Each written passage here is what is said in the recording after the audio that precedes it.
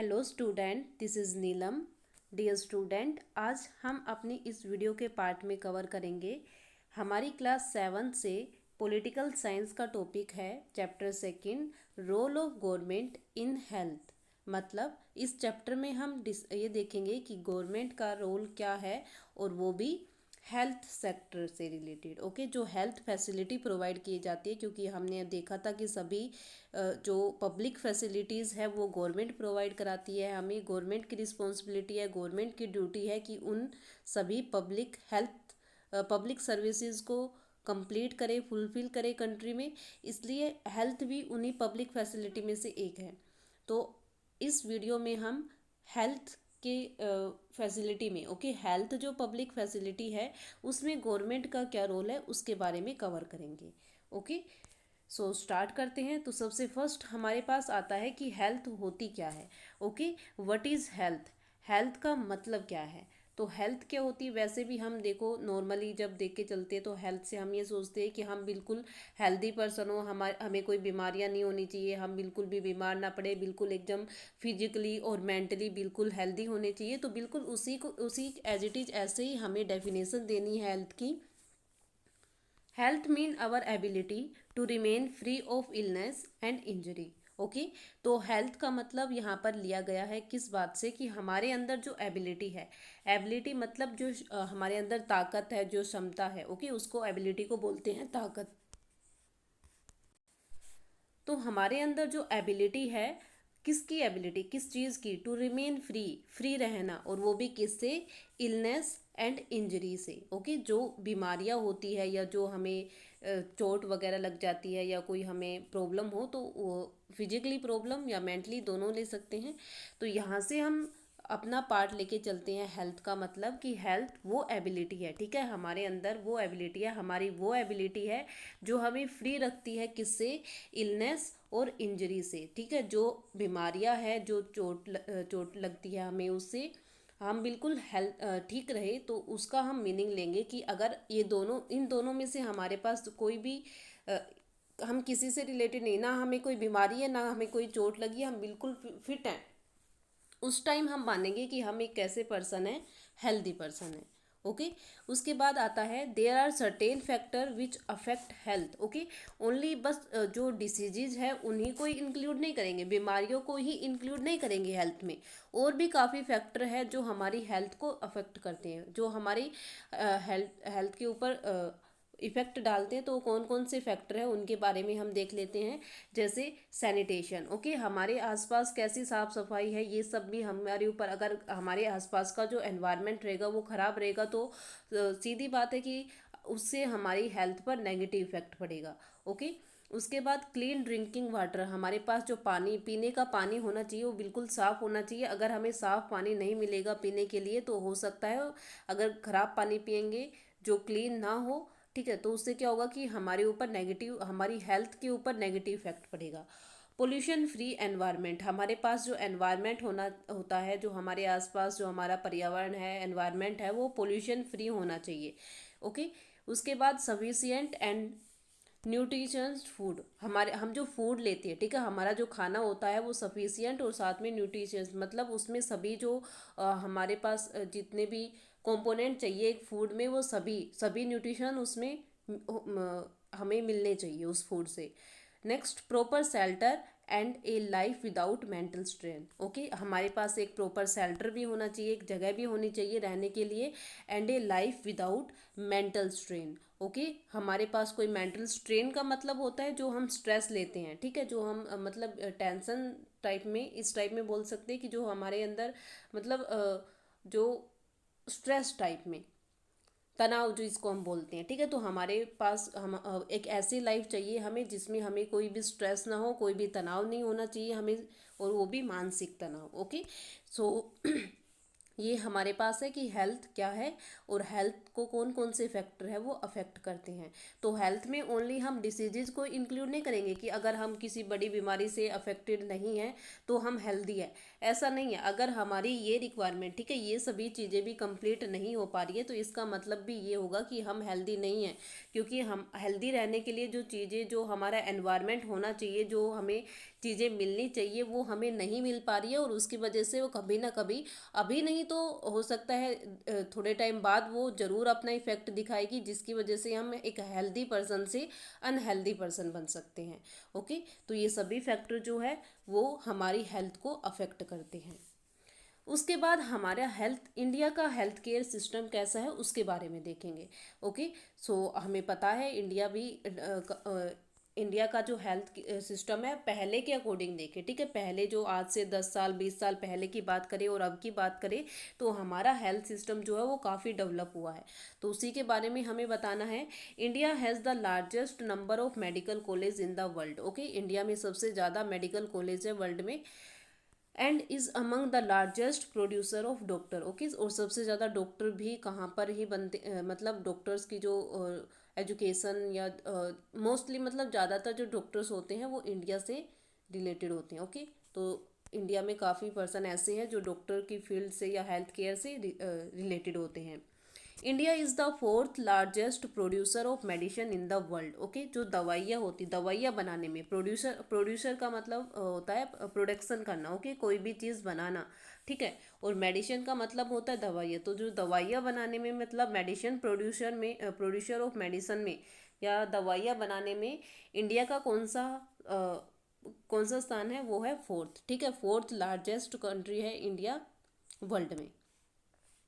Most doctor settle in urban area. ठीक है, जो मोस्टली डॉक्टर्स होते हैं वो अर्बन एरिया में, अर्बन का मतलब होता है शहरी, ठीक है, जो शहर होते हैं, ठीक है, उनको बोलते हैं urban area. Most doctor settle in urban area, काफ़ी जो डॉक्टर है वो सभी कहाँ पर सेटल है, अर्बन एरिया में। Will people in rural area have to travel long distance for medical facility. Okay, और अगर मान लो कभी रूरल एरिया, जो ग्रामीण एरिया के लोग होते हैं, उनको कभी भी फैसिलिटी चाहिए, हेल्थ फैसिलिटी चाहिए, तो उन्हें काफ़ी लंबी दूरी, मतलब काफ़ी ज़्यादा ट्रैवल करके, और उसके बाद फिर वो उन्हें मेडिकल फैसिलिटी मिलती है, क्योंकि जो बड़े बड़े डॉक्टर्स होते हैं वो सभी अर्बन एरिया में रहते हैं, रूरल एरिया में वो नहीं होते। About 5 lakh people die from tuberculosis every year, while 2 million cases of malaria are reported every year. Okay, so यहाँ पर बताया हुआ है कि इंडिया में लगभग 5 लाख, ठीक है, अबाउट 5 लाख पीपल जो है उनकी डेथ हो जाती है, किसकी वजह से, ट्यूबरकुलोसिस की वजह से, और वो भी हर साल, और 2 मिलियन केस रिकॉर्ड किए जाते हैं किसके, मलेरिया के। ओके, सो ये इंडिया के हेल्थ केयर सिस्टम के बारे में बता रखा है कि कैसे हमारा हेल्थ केयर सिस्टम लार्जेस्ट होने के बाद भी यहाँ पर काफ़ी ज़्यादा बीमारियाँ, मतलब जो हेल्थ फैसिलिटी है रूरल एरिया में नहीं मिल पाती है, उसकी वजह से कुछ नेगेटिव इफ़ेक्ट भी होते हैं इसके। ओके, उसके बाद हमारे पास आता है private and public health care. अब आपको पता है सबको अच्छे से कि इंडिया में पब्लिक और प्राइवेट दोनों टाइप का हेल्थ केयर सिस्टम मिलता है। मतलब प्राइवेट का मतलब तो कौन से होते हैं, जो प्राइवेट हॉस्पिटल होते हैं, या कोई डॉक्टर्स जो होते हैं वो खुद अपनी कोई एक मेडिकल शॉप बना लेते हैं।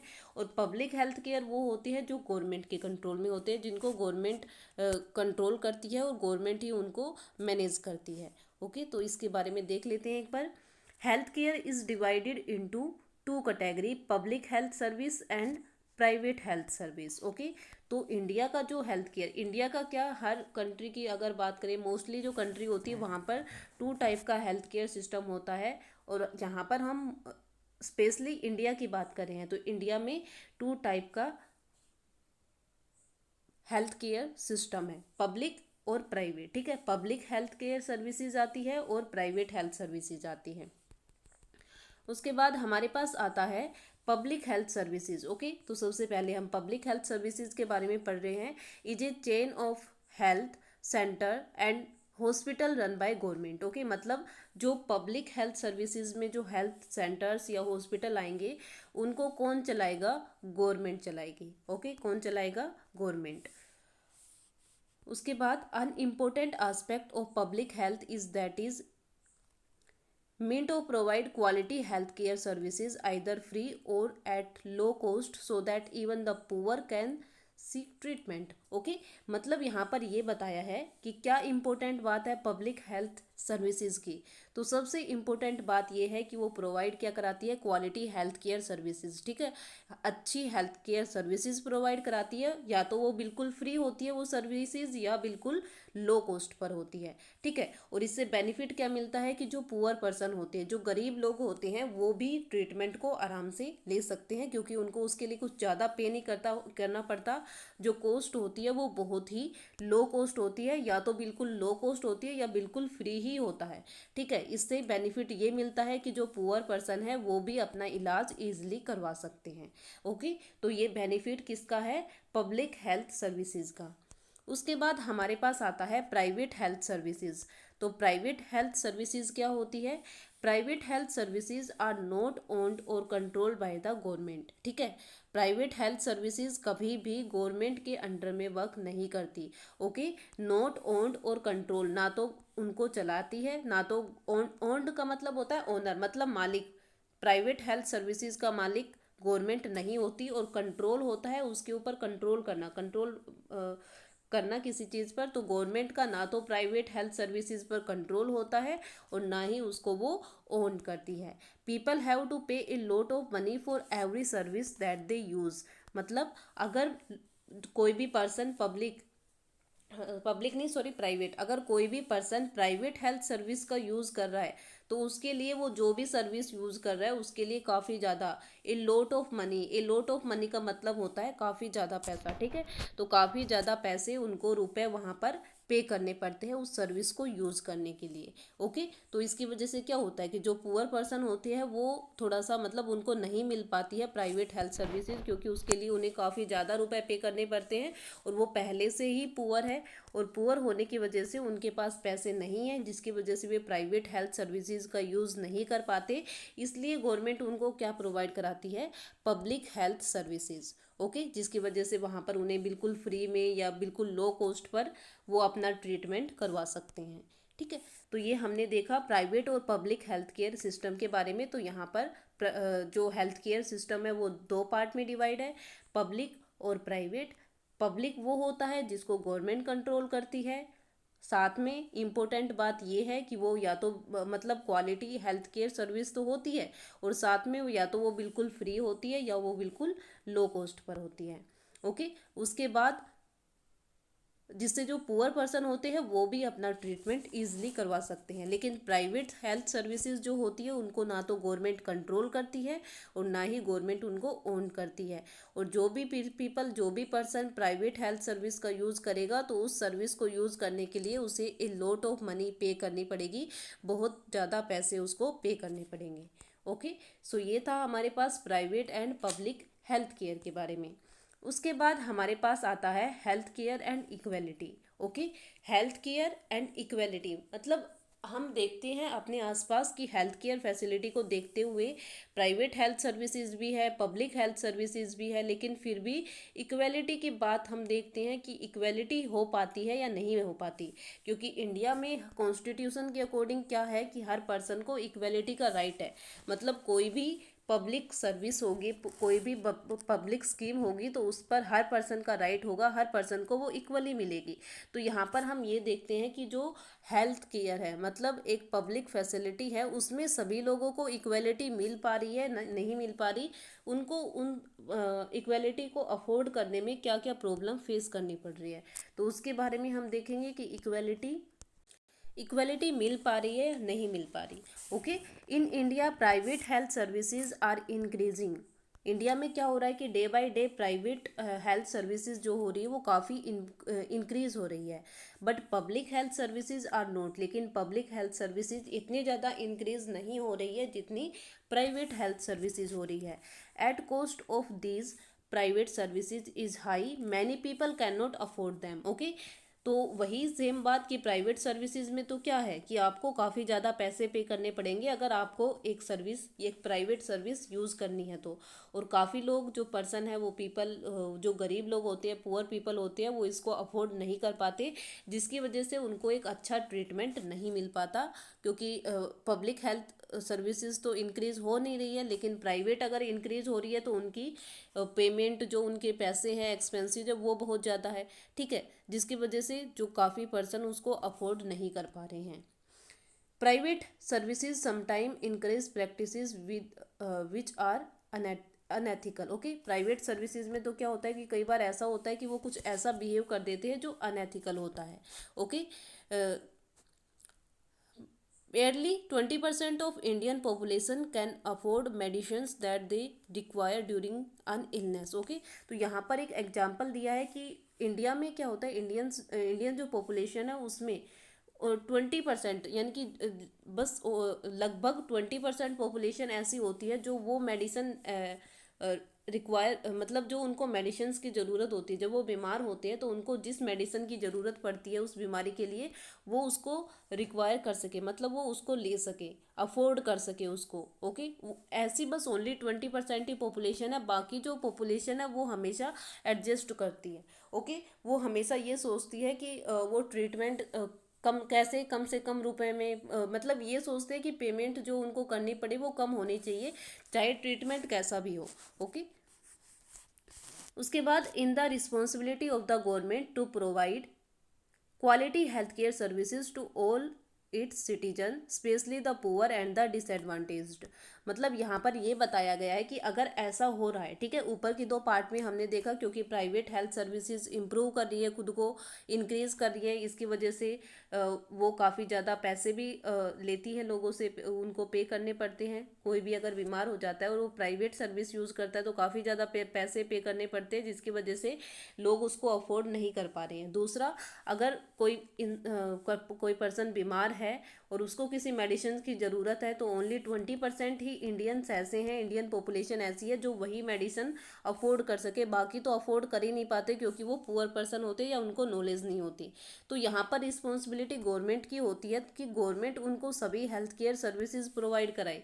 ओके, सभी सिटीजन्स को, चाहे वो कोई भी हो, रिच हो पुअर हो, कोई भी पर्सन हो, हर पर्सन को health care services government provide कराए, ये गवर्नमेंट की रिस्पॉन्सिबिलिटी है, ठीक है। और मोस्टली मतलब स्पेशली फोकस किस पर करे, पुअर और जो डिसएडवांटेज्ड पर्सन है, जो जिनको कोई प्रॉब्लम है, जो विकलांग जिनको हम बोलते हैं, जिन डिसएडवांटेज्ड पर्सन है या जो पुअर पर्सन है, गरीब लोग हैं, उनको ये हेल्थ सर्विसेज ज़्यादा इम्पोर्टेंस, उनके लिए ज़्यादा उनको फोकस करना चाहिए हेल्थ सर्विसेज के लिए।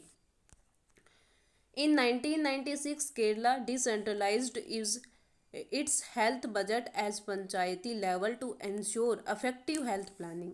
ओके, तो यहाँ पर हमने क्या देखा था, हमने पढ़ा था बुक में केरला एक्सपीरियंस के बारे में, ठीक है। जो केरला में हमें एक स्टोरी दी थी कि क्या किया था कि 1996 में केरला ने क्या किया कि वो पॉलिसी एक स्कीम लेके आई। उस स्कीम के अकॉर्डिंग क्या किया कि उसने अपने बजट का 40% पार्ट, ओके, पूरे बजट का 40% पार्ट किसको दे दिया, पंचायत को दे दिया। केरल में जो ग्राम पंचायत बनी हुई थी, विलेज में जो ग्राम पंचायत बनी हुई थी, उनको दे दिया। और वो भी किसके लिए कि उन्होंने ये देखना था कि सबसे पहले रूरल लेवल पर, ठीक है, जो हमारा रूरल लेवल है उसके ऊपर जो हेल्थ सर्विसेज है, जो हेल्थ प्लानिंग है, उसको इफ़ेक्टिव और इम्प्रूव किया जा सके। और इसके लिए अपने बजट का, पूरे स्टेट के बजट का 40% पार्ट जो है वो पंचायत को दे दिया था।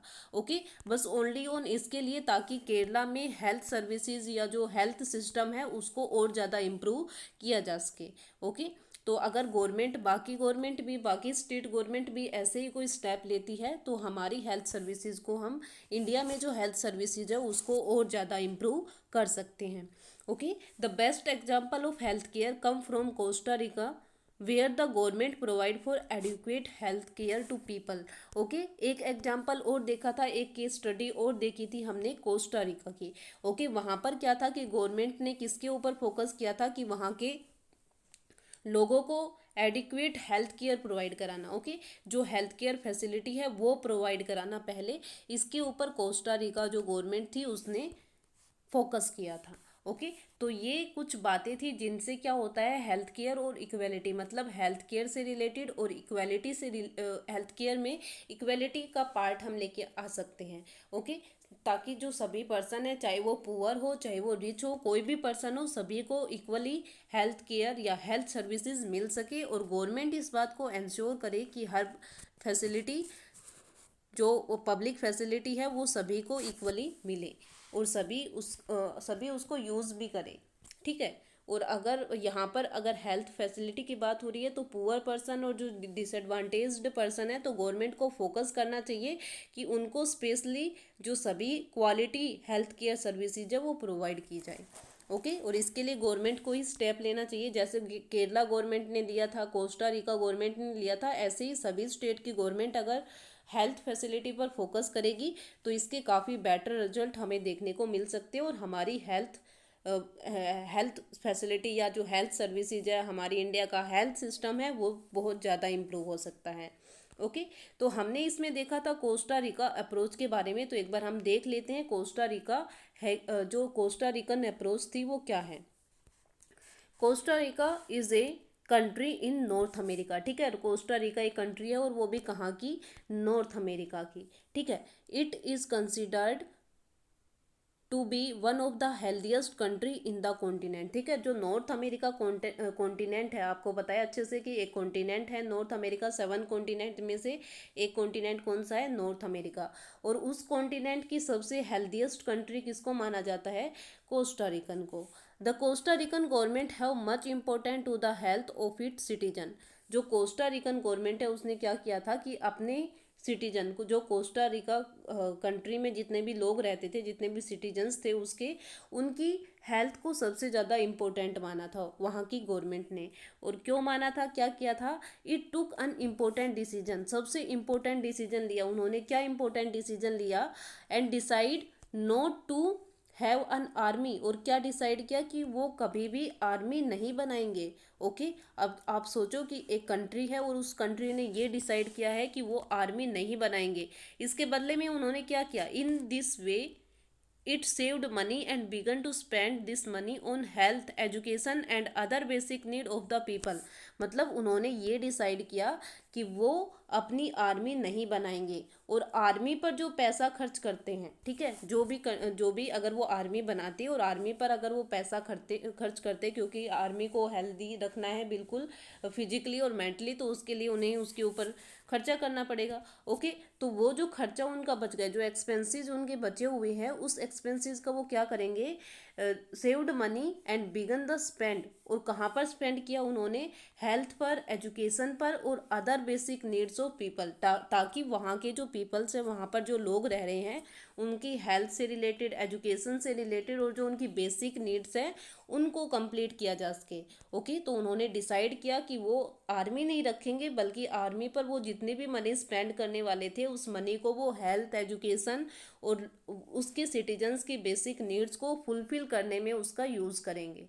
Okay, the Costa Rican government believed that a country had to be healthy for its development and pay a sincere attention to the health of its people.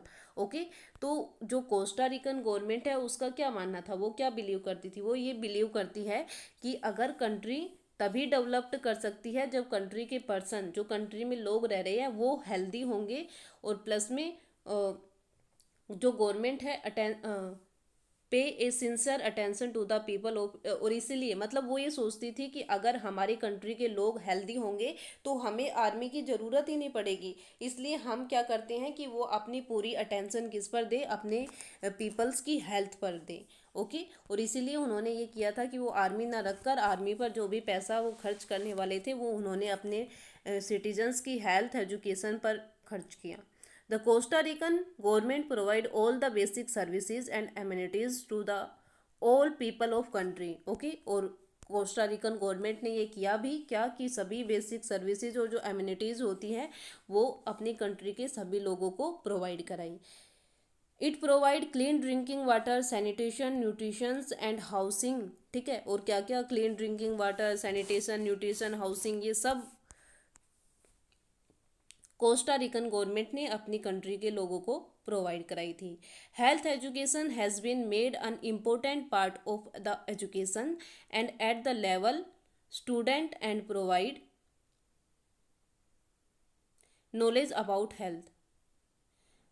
Health education have been made an important part of education, मतलब एक बात और उन्होंने सोची, और क्या सोचा कि जो हेल्थ एजुकेशन है, ओके, क्योंकि लोगों को अगर हम पहले से ही अवेयर कर दे कि हेल्थ जो है वो कितना इम्पोर्टेंट पार्ट है, अगर कोई पर्सन हेल्दी रहता है तो उसके अपने ही अलग से बेनिफिट है, तो उन्होंने इस बात पर भी फोकस किया कि पहले से ही लोगों को एजुकेट किया जाए, कि हेल्थ से रिलेटेड उनको एजुकेशन दी जाए, okay. And at all level student are provide knowledge about health, okay. और इसलिए उन्होंने क्या किया कि स्टूडेंट को, क्योंकि जो बच्चे होते हैं वो जल्दी सीखते हैं और साथ में अपने पेरेंट्स को, अपने आसपास के लोगों को भी सिखाते हैं, इसलिए उन्होंने क्या किया कि स्टूडेंट्स को हेल्थ से रिलेटेड सभी नॉलेज उन्होंने प्रोवाइड कराई, ताकि जो बच्चे हैं वो भी समझ सके और अपने आसपास जो उनके लोग रहते हैं, उनके जो पेरेंट्स है, फैमिलीज़ है, या जो सोसाइटी है, उसको भी वो हेल्थ से रिलेटेड, हेल्थ को इम्प्रूव करने से रिलेटेड उनको भी बता सके बातें। इसलिए उनकी नॉलेज को इम्प्रूव करने के लिए हेल्थ एजुकेशन उनको प्रोवाइड की गई कोस्टा रिकन गवर्नमेंट की तरफ से। The Costa Rican approach to art healthy a praiseworthy and inspiring, okay. और ये काफ़ी ज़्यादा प्रेज वर्थी और इंस्पायरिंग, मतलब जो दूसरी गवर्नमेंट है उनको भी इससे सीखना चाहिए कि वो अपनी कंट्री की हेल्थ फैसिलिटी पर फोकस करे, ताकि सभी लोग, सभी कंट्री के पर्सन हेल्दी रह सके, और अगर हेल्दी पर कंट्री रहेगी तो डेवलपमेंट वहाँ पर काफ़ी तेज़ स्पीड से हो जाएगा, ओके। तो ये था कोस्टा रिकन अप्रोच के बारे में। आज की वीडियो में हमने जो पार्ट कवर किया था वो है सबसे पहले व्हाट इज़ हेल्थ, की हेल्थ क्या होती है। हेल्थ में हमने देखा था कि जो हम इलनेस और इंजरीज से फ्रीज रहते हैं, फ्री है, और एबिलिटी है हम में उनसे लड़ने की, तो वो हमारी हेल्थ में इंक्लूड होगा। हेल्थ में इसके अलावा sanitation, clean drinking water, pollution free environment, sufficient nutrition foods and proper shelter, और लाइफ विदाउट मेंटल स्ट्रेन को भी इंक्लूड किया था। उसके बाद health care in India, India का हेल्थ केयर सिस्टम कैसा है, तो इंडिया सबसे largest number of medical college है इंडिया में, वर्ल्ड में लार्जेस्ट प्रोड्यूसर ऑफ डॉक्टर्स है, fourth largest producer of medicine है वर्ल्ड में। मोस्टली डॉक्टर जो है वो अर्बन एरिया में सेटल है, रूरल एरिया में, और रूरल एरिया के जो लोग होते हैं अगर उनको कोई हेल्थ फैसिलिटी चाहिए तो उन्हें अर्बन एरिया में जाना पड़ता है। 5 लाख पीपल ऐसे होते हैं हर साल जो ट्यूबरक्लोसिस से उनकी डेथ हो जाती है, और 2 मिलियन केसेस किसके आते हैं, मलेरिया के आते हैं एवरी ईयर। प्राइवेट और पब्लिक हेल्थ फैसिलिटी के बारे में देखा था। प्राइवेट हेल्थ फैसिलिटी वो होगी जिसको ना तो गवर्नमेंट ओन्ड करेगी और ना ही गवर्नमेंट कंट्रोल करेगी, और जो भी पर्सन प्राइवेट हेल्थ सर्विस को यूज़ करेगा तो उस सर्विस को यूज़ करने के लिए उसे पेमेंट करनी पड़ेगी, और वो भी काफ़ी ज़्यादा। पब्लिक हेल्थ सर्विसेज में हमने देखा कि ये एक चेन है हेल्थ सेंटर और हॉस्पिटल की, जिसको गवर्नमेंट चलाती है। ऊपर से हमने ये देखा था कि ये सबसे इम्पोर्टेंट बात क्या है पब्लिक हेल्थ की, कि ये हमें quality health care service provide कराती है, वो भी फ्री या बिल्कुल लो कॉस्ट पर, जिससे पुअर पर्सन जो होते हैं उनको कोई प्रॉब्लम नहीं होती इसको यूज़ करने में। उसके बाद health care and equality, health care और इक्वेलिटी में हमने देखा कि कैसे हेल्थ सिस्टम में हम इक्वेलिटी लेके आए, ताकि रिच और पुअर या जो डिसेबिलिटीज़ वाले पर्सन हैं उन सभी को हेल्थ फैसिलिटीज़ अच्छे से, आराम से, ईजिली प्रोवाइड हो सके। और इसके लिए स्टेप लेना पड़ेगा गवर्नमेंट को इस बात को इंश्योर करना पड़ेगा। गवर्नमेंट की रिस्पॉन्सिबिलिटी है कि वो अपने सभी सिटीजन्स को, अपनी कंट्री के सभी सिटीजन्स को quality health care services provide कराए। इसके लिए केरला के बारे में हमने देखा कि वहाँ की गवर्नमेंट ने 1996 में एक स्टेप लिया और अपने बजट का, ठीक है, स्टेट बजट का 40% पार्ट पंचायती लेवल पर डिस्ट्रीब्यूट किया, ताकि पंचायती लेवल पर ही क्या हो सके, विलेज लेवल पर ही हेल्थ फैसिलिटी को प्रोवाइड किया जा सके, ओके, और हेल्थ प्लानिंग को इम्प्रूव करे। उसके बाद हमने कोस्टा रिकन गवर्नमेंट के बारे में देखा, कोस्टा रिकन अप्रोच के बारे में देखा, कोस्टा रिकन के बारे में देखा। तो कोस्टा रिकन एक अमेरिकन कंट्री है और उस कॉन्टिनेंट नॉर्थ अमेरिका की कंट्री है और इस कॉन्टिनेंट की सबसे हेल्दीएस्ट कंट्री है। कोस्टा रिकन गवर्नमेंट ने डिसाइड किया था कि वो अपनी आर्मी नहीं रखेंगे और आर्मी पर जो भी मनी वो स्पेंड करेंगे वो मनी वो कहाँ पर लगाएंगे, health, education and other basic need of the country of the people. ठीक है, जो उस कंट्री के पीपल होंगे उनकी हेल्थ को इम्प्रूव करने में, उनको एजुकेशन देने में और उनको बेसिक नीड प्रोवाइड कराने में वो उस मनी का यूज़ करेंगे। और गवर्नमेंट ने ऐसा किया भी, वहाँ के लोगों को ये सभी फैसिलिटीज़ प्रोवाइड कराई और साथ में वहाँ पर जो स्टूडेंट हैं उनको हर लेवल पर हेल्थ एजुकेशन दी, ताकि वो अब खुद को, खुद की फैमिली को और अपनी सोसाइटी को हेल्थ एजुकेशन के बारे में बता सके और उनको हेल्थ एक हेल्दी पर्सन बनने के लिए मोटिवेट कर सके। और कोस्टा रिकन अप्रोच के बारे में हमने देखा कि काफ़ी अच्छी एक स्टेप लिया है कोस्टा रिकन गवर्नमेंट ने और बाकी कंट्रीज़ को भी इसके बारे में सोचना चाहिए। ओके, सो ये पार्ट था हमारा कोस्टा रिकन अप्रोच। और जो हमने आज का पार्ट हमारा किया था role of government in health, मतलब हेल्थ सेक्टर में गवर्नमेंट का क्या रोल है। सो यहाँ पर हमारे क्वेश्चन बनते हैं। क्वेश्चन बन सकता है जैसे यहीं पे व्हाट इज़ हेल्थ, हेल्थ का मीनिंग क्या है, तो यहाँ पर हम लिख सकते हैं यहाँ की फर्स्ट लाइन। ओके, या अगर आपसे पूछ ले which is the factor affect our health, तो उसमें हम यहाँ से लिखेंगे सैनिटेशन, क्लीन ड्रिंकिंग वाटर, और ये पूरा पार्ट हमारा किस में आ जाएगा, उस क्वेश्चन में। उसके बाद हमसे ये भी पूछ सकते हैं कि इंडिया का हेल्थ केयर सिस्टम क्या है, right about health care system in India, तो हम उसमें ये सब ये चारों पॉइंट लिखेंगे। उसके बाद मैं क्वेश्चन बनता है what do you mean by private health care या what do you mean by public health care, तो यहाँ से हम लिख सकते हैं पब्लिक हेल्थ केयर के बारे में और प्राइवेट हेल्थ केयर के बारे में। ओके, तो पब्लिक हेल्थ केयर का पार्ट हमारा यहाँ तक है और प्राइवेट हेल्थ केयर का पार्ट हमारा ये है, तो ये क्वेश्चन हम लिख सकते हैं। या एक नंबर का क्वेश्चन बन सकता है यहाँ पर कि how many type of health care system in India, तो कितने टाइप का है, 2 टाइप का है, पब्लिक हेल्थ और private health services. Health care and equality आपसे पूछ सकते हैं कि ये किसकी रिस्पॉन्सिबिलिटी है, तो वो रिस्पॉन्सिबिलिटी किसकी है, यहाँ पर गवर्नमेंट की रिस्पॉन्सिबिलिटी होती है कि वो सभी लोगों को, सभी पर्सन को, सभी सिटीजन को हेल्थ फैसिलिटी प्रोवाइड कराए। उसके बाद हम ये यहाँ से 1 मार्क्स का क्वेश्चन ये भी बनता है कि केरला ने जो नई स्कीम हेल्थ फैसिलिटी या हेल्थ प्लानिंग के लिए अडप्ट की थी वो किस ईयर में की थी, तो ईयर था हमारा 1996 में। ओके, कोस्टा रिकन के बारे में पूछ सकते हैं, कोस्टा रिकन कौन सी कंट्री कौन से कॉन्टिनेंट पर है, तो नॉर्थ अमेरिका पर है। या पूछ सकते हैं नॉर्थ अमेरिका की सबसे हेल्दीएस्ट कंट्री कौन सी है, तो वो कौन सी है, कोस्टा रिका। ओके, या आपसे ये लॉन्ग आंसर टाइप क्वेश्चन भी पूछ सकते हैं कि एक्सप्लेन कोस्टा रिकन अप्रोच, तो उसमें हमें ये पूरा पार्ट लिखना पड़ेगा कि कोस्टा रिकन अप्रोच में क्या होता है। ओके, सो ये हमारे क्वेश्चन बनते हैं इस टॉपिक में से। तो आई होप आपको ये पूरा टॉपिक जो भी पार्ट हमने इसमें कवर किया है वो सभी ईजिली समझ आ जाए और आप इन सभी क्वेश्चन को अपनी अभी नोट कर लें। Okay, thank you.